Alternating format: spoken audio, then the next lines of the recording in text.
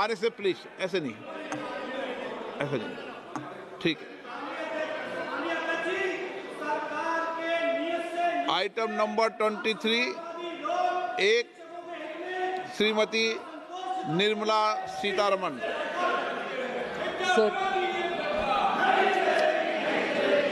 Sir, I rise to move for leave to introduce a bill to consolidate and amend the laws relating to the securities market and for matters connected therewith or incidental thereto. इटी Mohammad Bashir जी कुछ बोलना चाहते हैं? आपने 72 में दिया। No. Arun Nehru ji. Thank you, Speaker, sir. I rise to oppose the introduction of the Securities Market Code 2025 under Rule 72, sir. While the consolidation of the laws may be desirable, the bill is not a mere consolidation, sir. It fundamentally alters the balance between the legislature, the executive, and the regulator, with the market participants being, the affected party. I rise to oppose in four main points, sir. There's excessive delegation of legislative power to one particular entity here, sir. A dangerous concentration of power in one regulator here, which is the SEBI. The dilution of due diligence and the presumption of innocence, where, sir, I'm just finishing, sir, 1 minute, sir. And the fourth point is regulatory overreach. Honorable Speaker, sir, the bill centralizes power, weakens parliamentary control, prioritizes enforcement over fairness and accountability. For these reasons, I oppose the introduction of the Securities Market Code 2025 and urge the government to actually have balance between all the participants. Thank you, sir. Manish Tiwari. Thank you, Mr. Speaker, sir. Mr. Speaker, sir, under Rule 72(1) of the Rules of Procedure and Conduct of Business in the Lok Sabha, I rise to oppose the Security Market Code 2025 on the following grounds. First, the bill results in an unconstitutional concentration of legislative, executive, investigative, adjudicatory and quasi-judicial powers in a single authority, namely the board. The same body frames regulations, conducts inspections and investigations, passes interim coercive orders, adjudicates violations, imposes penalties, orders disgorgement, and even reviews and enhances orders of its own adjudicating officer.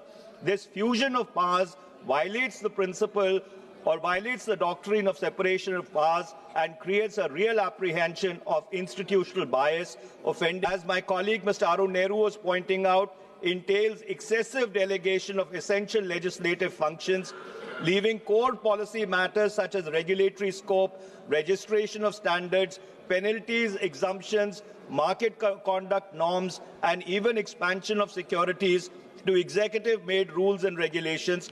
Parliament is reduced to a mere enabling authority contrary to settled constitutional principles and doctrines.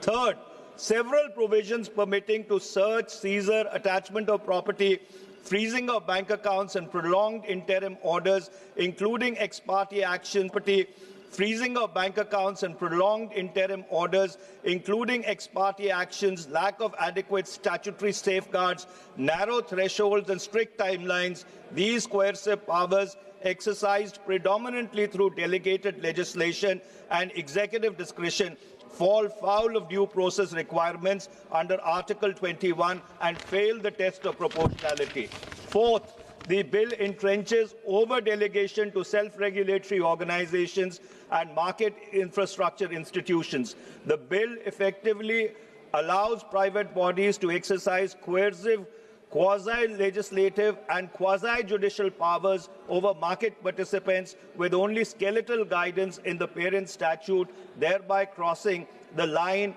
from permissible delegation into abdication. And my final point, Mr. Speaker, sir, thank you for your indulgence. The Securities Appellate Tribunal and Special Courts provisions raise concerns about tribunalization without adequate judicial independence, tenure security and insulation from executive/SEBI control, and that these concerns appear at odds with the principles laid down in the Supreme Court's various orders on tribunal jurisprudence. On these and other grounds, I oppose the introduction of the Securities Code 2025, Mr. Speaker, sir. This supplementary list of business, I didn't see it in the RLU. माननीय वित्त मंत्री जी. Sir, I've gone through in detail the points which the members who are opposing the introduction of the bill.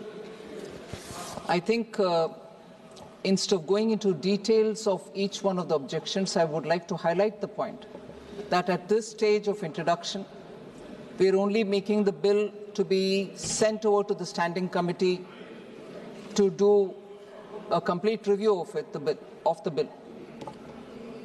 From all the points that I've looked at, very clearly there are matters of discussion. There are very clearly matters which can be extensively debated in the standing committee, and none of which pertain to the legislative competence in bringing this bill.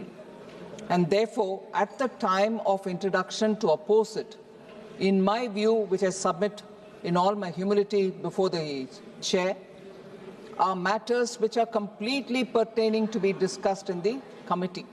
So at this stage, I don't think any one of the points which the honourable members raised stand merit to oppose the introduction.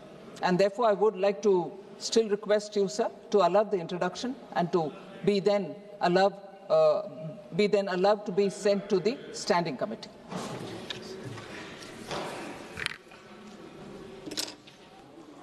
माननीय मंत्री महोदय, मैं यह सूचित करना चाहता हूं कि नियम 331 के अधीन किसी भी विधेयक को विभाग संबंधी स्थायी समिति को विचार करने के लिए सौंपने के लिए शक्ति माननीय अध्यक्ष को है। आपने यह आग्रह किया है कि इस विधेयक को विभाग संबंधी स्थायी समिति को विचार के लिए भेजा जाए। अध्यक्ष जी इस पर निर्णय करेंगे। प्रश्न ये है कि विधेयक को पुनः स्थापित करने की अनुमति प्रदान की जाए। जो सदस्य इसके पक्ष में है वो हाँ कहे, जो सदस्य विरोध में है वो ना कहें। मेरे विचार में निर्णय हाँ वालों के पक्ष में हुआ, हाँ वालों के पक्ष में हुआ, अनुमति प्रदान की जाती है। माननीय मंत्री जी अब विधेयक को पुनः स्थापित करें। Sir, I introduce the bill.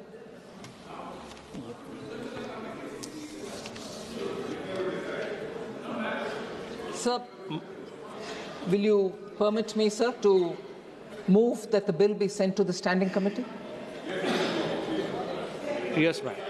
He said that the speaker will decide, but I haven't moved for the speaker to decide. Speaker will decide. I will. Yes, sir. Yeah. Sir, if you will allow me, the decision that you said from that very chair, sir, is that the speaker will decide.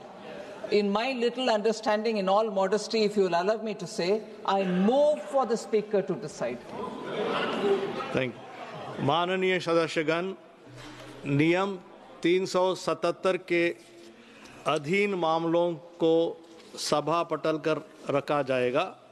जिन सदस्यों को नियम 377 के अधीन मामलों को आज उठाने की अनुमति दी गई है और जो उन्हें सभा पटल पर रखने की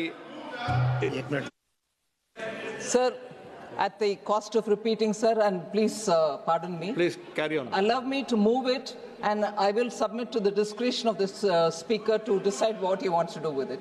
Can I move it, sir, please? Please, ma'am. Sir, I rise to move that the bill be referred to the Parliamentary Standing Committee on Finance. The committee shall make a report by the first day of the next session if the speaker so decides. Yes, sir. ये आपका ही demand था। मैं सिर्फ याद दिलाना चाहता हूँ, वेणुगोपाल जी यहाँ नहीं है। This was the demand made by the opposition party that at least 2 of the bills should be referred to the parliamentary committee. So government is willingly. This is going to standing committee. माननीय मंत्री जी, अध्यक्ष जी निर्णय लेंगे इस पे। माननीय सदस्यगण, नियम 377 के अधीन मामलों को सभा पटल पर रखा जाएगा। जिन सदस्यों को नियम 377 के अधीन मामलों को आज उठाने की अनुमति दी गई है और जो उन्हें सभा पटल पर रखने की उचित है, वे 20 मिनट के भीतर मामले का पाठ व्यक्तिगत रूप से सभा पटल पर भेज दें।